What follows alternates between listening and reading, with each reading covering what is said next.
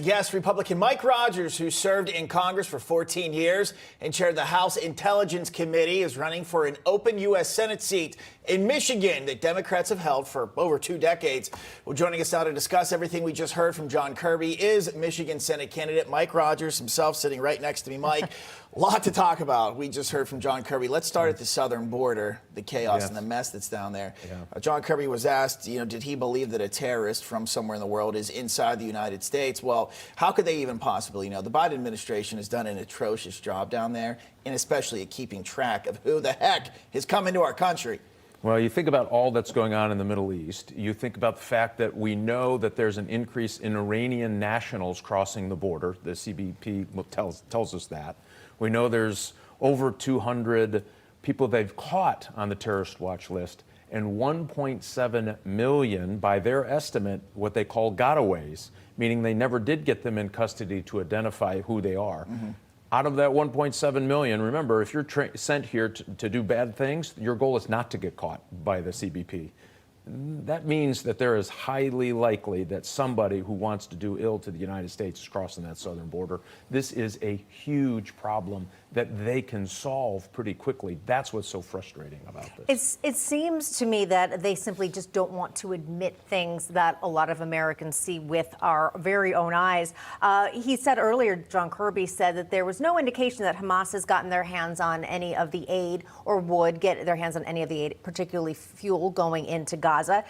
We also have heard from the White House that there's no evidence of anti-Semitic activity or an increase of it here in the United States. And there was no evidence that Iran was at all involved in these October 7 attacks. So it seems that every time they say there's no indication that's an indication that there is. Well, this defies logic, and I'm not exactly sure what they want to say. They'd be better off to demur the question than outright deny what most people know. It is absolutely in Iranian tactics and tradecraft to help these organizations get to a capability that would allow Hamas to go over the border and slaughter and butcher civilians in Israel. And what we do know for a fact is that Iran is participating in the disinformation campaign that led up to the event and subsequent to the event. They're helping Hamas and these other proxies generate false information. Candidly, they're doing it here in the United States as well.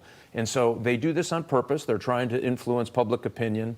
They influenced public opinion in Israel to the point about a week before the attack, the IDF, a senior official at the IDF, the Israeli Defense Forces, even said that they thought they deterred Hamas effectively and were moving troops off of the border. And it was all about this massive, well-coordinated, nation-state-led disinformation campaign. Mike, we got about 30 seconds left. Point blank, does this happen in the Middle East, what's going on, if we had stronger leadership? Say leadership like we had under former President Trump, who had not a single war erupt under his watch.